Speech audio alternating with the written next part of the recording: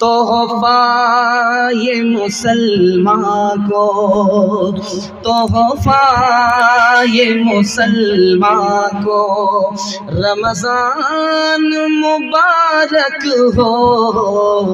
तोहफा ये मुसलमान को लेकर ये आ गया है बेशुमार बरकतें, दिन रात बरसती है अल्लाह की नेमतें।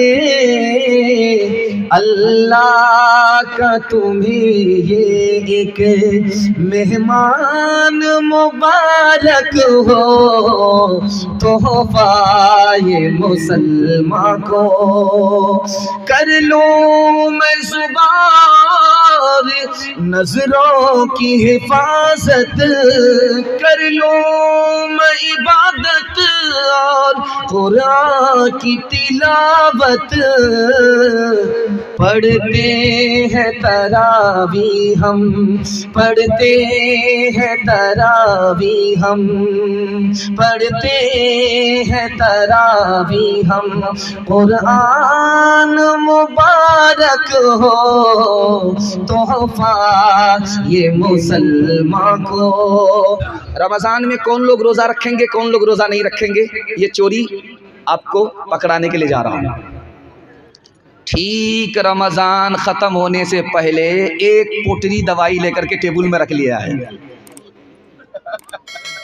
झटाझट पानी, झटाझट चाय, हुक्के का बहाना, दिल का धुआं, बीड़ी फूक रहे। अब इधर से समधी आए, अल्लाह आप रोज़ा नहीं रखते, क्या कीजिएगा, देखिए ना ये दवाई है, शुगर अलग है, प्रेशर अलग है, ये अलग है, वो अलग है। ये सारा धोखा दुनिया से चलेगा, अल्लाह से नहीं चलेगा। वो तो दिलों का हाल भी जानता है। काले पहाड़ में काली रात में अगर चूटी चलती है तो उसकी आवाज़ ही नहीं, उसकी आहट को भी खुदा जानता है। और जानते हैं, ठीक रमज़ान से पहले अपने ख्याल को जाहिर कर रहे हैं दूसरे से, यार रोज़ा तो रख लेते, लेकिन सर्दी का रोज़ा होता तो रख लेते। ये गर्मी का रोज़ा है, 15-15 घंटे का होगा, हमारे बाप से नहीं होगा। इंसाफ से बताइए, रोज़ा रखना अगर मुश्किल काम होता तो 7 साल का बच्चा कैसे रोज़ा रख लेता है, 7 साल की बच्ची कैसे रोज़ा रख लेती। और सच्चाई ये है कि आप सहरी खा करके रोज़ा रखे हुए हैं, 10 बजे दिन तक आपके पेट में दाना है, पानी है, आपको भूख नहीं लग रही है, प्यास नहीं लग रही है, और उसके बाद आपने नहा लिया तो पूरा बदन ठंडा हो गया। 12 बजे तक आपको भूख प्यास नहीं लगी, उसके बाद काम धंधा करके आप सो गए, आँख खुली, जोहर का वक्त हो गया, अब आपको भूख लग रही है, प्यास लग रही है। अल्लाह के बंदे, कितनी देर का रोज़ा है, एक झटके में पास हो जाएगा। हिम्मत के साथ खुदा है, हिम्मत हारने पर खुदा भी साथ में। एक आदमी था, घर वाले को धोखे में रखता था कि मैं रोज़े से हूँ, पाबंदी से सहरी खाता था, उठ करके पाबंदी से इफ्तारी खाता था, लेकिन रोज़ा एक भी नहीं रखता था, फिर रिकॉर्ड ख़राब हो जाएगा। जब उसको भूख लगे तो प्यास लगे तो उसका एक जुगाड़ बनाया था अपना, गमछा ले, लुंगी ले, नहाने के बहाने से डुबकी मारे, जी भर करके पानी पी, पूरा कोटा दिन भर का पूरा हो जाए, 5 लीटर पानी। वो पेट क्या था, इंडिया गेट। 99 दिन चोर के, 1 दिन कोतवाल का। जैसे ही डुबकी मारी, आदत के मुताबिक मुंह खोला, टिंगड़ा मछली मुंह में घुस गई। अब क्या था, दायां काटा ऊपर, बायां काटा नीचे, मुंह बा दिया बद्दो मछली की तरह। अब डॉक्टर के पास जब लाया गया कांटा निकालने के लिए, तो वो सर पकड़ करके बैठ गया, 21 मनहूस को लेकर के आए। कच्ची मछली इसके मुंह में कैसे घुस गई है, मुझे समझ में नहीं आ रहा। तुम्हें क्या समझ में आएगा, ये घोटाला है। ये रोज़ा तो रखता ही नहीं था, ऊपर से फीट फाट था, नीचे से मकामा घाट था। रोज़ा रखने में आपको इतना मज़ा आएगा, मैं एक लाइन में नमूना सुनाने के लिए जा रहा हूँ। आपको रोज़ा रखने में बहुत मज़ा आएगा। नमाज अल्लाह के लिए, ज़कात अल्लाह के लिए, हज अल्लाह के लिए, लेकिन अल्लाह ने सिर्फ रोज़े के बारे में फरमाया, रोज़ा मेरे लिए। मैं बता रहा हूँ, आपका दिल बहुत मजबूत हो। जब आदमी रोज़ा रखता है, खाना बंद, पानी बंद, बीवी से कोई मतलब नहीं, और रोज़ाना अल्लाह का यही हाल है, वो खाता नहीं है खिलाता, वो पीता नहीं है पिलाता है, वो जोड़े बनाता है, मियाँ को बीवी देता है, बीवी को मियाँ देता है, लेकिन उसको बीवी से मतलब नहीं। और ठीक आप देख लीजिए, सहरी के बाद से रोज़ा शुरू हुआ है, सूरज गुरूब होने तक बंदा क्या कर रहा है? खाने से मतलब नहीं, बीवी से मतलब नहीं, पानी से मतलब नहीं। क्या मतलब हुआ? रोज़े की हालत में खुदा का बंदा खुदा की नकल उतारता है, इसलिए खुदा कहता है रोज़ा मेरे लिए है।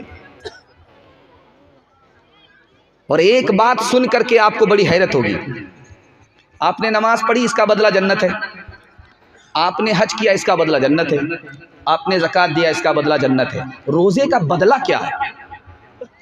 तो हदीस में आता है कि रोज़े का बदला जन्नत देने वाला खुद खुदा है। जिसको खुदा मिल गया उसको खुदा ही मिल गई। इंशाल्लाह बायां दायां रोज़ा रखेंगे, हाथ उठाइए इंशाल्लाह। हाँ, ये ध्यान से सुनिएगा।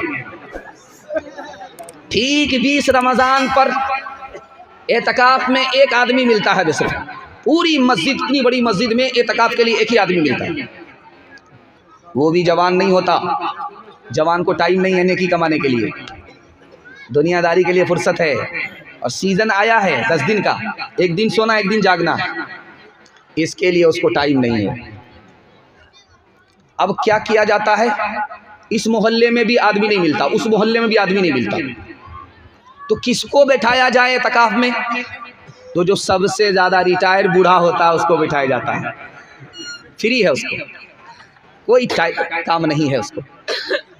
और ऐसा बूढ़ा है जो अपना बोझ नहीं उठा पाता, वो मोहल्ले का बोझ उठाने के लिए खड़ा हुआ है। गौर कीजिए। और आपको सुन करके हैरत होगी, एतकाफ़ ही एक वाहिद इबादत है जिसमें 24 घंटा खुदा का बंदा खुदा की इबादत में होता है। किसी इबादत में ऐसा नहीं होता। एतकाफ़ में अगर कोई बैठ गया, उसका खाना भी इबादत, उसका सोना भी इबादत, यहाँ तक कि पेशाब खाने में अगर गया, पखाने में गया, जितनी देर वहाँ उस अपनी हाजत में रहा, वो भी इबादत में लिखा जाता है। मुसलमानों ने एतकाफ़ का कबाड़ा कर दिया। और इससे भी ज़्यादा हैरत अंगेज़ बात सुनाने के लिए जा रहा हूँ। हमारे यहाँ चाँद से तरावी शुरू होगी, रमज़ान का चाँद शुरू होगा, ईद के चाँद पर तरावी ख़त्म होगी। ये कायदा है कि चाँद से तरावी शुरू, चाँद पर तरावी ख़त्म। लेकिन होता क्या है, 10 दिन तरावी में कुरान ख़त्म हुआ तो क्या समझते हैं? तरावी ख़त्म हो गई। अब क्या है? छुट्टी हो गई। जल्ले तू जलाल तू इस बला को टाल, बहुत बड़ा बोझ था सर का, हड़ेक था, ख़त्म, छुट्टी हो गई। और जानते इंसाफ से मैं आपको बताने के लिए जा रहा हूँ, शब कदर कब आएगी? 20 के बाद। और इनकी तरावी ख़त्म हो गई, कुरान ख़त्म हुआ था, इन्होंने तरावी ख़त्म समझ लिया, मस्जिद में आते ही नहीं। वो रात आई, चली गई, ये धोबी का गधा, न घर का रहा न घाट का रहा। ठीक रमज़ान से पहले कमेटी बैठती है, यार हाफिज चाहिए, लेकिन सुपर फास्ट हाफिज होना चाहिए, एक दिन में दिल्ली पहुंचा दे, ऐसा हाफिज। तो अंधेर नगरी चौपट राजा एक हाफिज आ गया, यालमुन तालमुन वाला, अंदर से हाफिज नहीं था, ऊपर से हाफिज बन रहा। वो बोला कि आप लोग कितने दिन में तरावी सुनना चाह रहे हैं? बोला कि सुना दीजिए जल्दी जल्दी में, किसी तरह से हम लोग जिम्मेदारी से निकल जाएं। कहा एक दिन में आंख बंद कीजिएगा, दिल्ली पहुंचा देगा। अल्लाह अल्लाह, बहुत भारी हो जाएगा, 3 दिन में ख़त्म कर दीजिए। तो पहला दिन आया 10 पारे मुकम्मल, दूसरा दिन आया 20 पारे मुकम्मल, तीसरा दिन आया ऐलान करता है मुबारक हो तरावी ख़त्म हो गई, मिठाई बांट दीजिए। एक आदमी उसमें समझदार था, उसको सूरह यासीन याद थी, वो खड़ा हुआ, कहा हाफिज साहब हमको तो आपका घोटाला समझ में आ रहा है, आप यालमुन तालमुन करके अड्डा तड़प करके दिल्ली पहुँचे, आपने तरावी सुनाई नहीं है। अगर आप तरावी सुनाते, सूरत पढ़ते, तो सूरह यासीन आपने क्यों छोड़ दिया? ये समझ गया कि मेरा घोटाला पकड़ा जा रहा है, अब ये निकलने का बायां दायां रास्ता तलाश कर रहा है। तो आपने बिल्कुल सच कहा, मैंने जानबूझ करके छोड़ दिया था, आप कैसे सुनते? जानबूझ करके छोड़ दिए थे। सूरह यासीन मुर्दा पर पढ़ी जाती है, जिंदा पर पढ़ी नहीं जाती है। जैसे ही मैं सूरह यासीन की तिलावत करता, आप पीछे खड़े होते, सब के सब मर जाते, इसलिए छोड़ दिया था। इंशाअल्लाह चांद से तरावी शुरू करेंगे, चांद पर तरावी ख़त्म करेंगे। हाथ उठाइए इंशाअल्लाह। 20 दिन में ज़रूरी मजबूरी में छुट्टी करके बैठ जाएंगे। हाथ उठाइए इंशाअल्लाह। है नौजवानों के हवाले से पैगाम आ रहा है।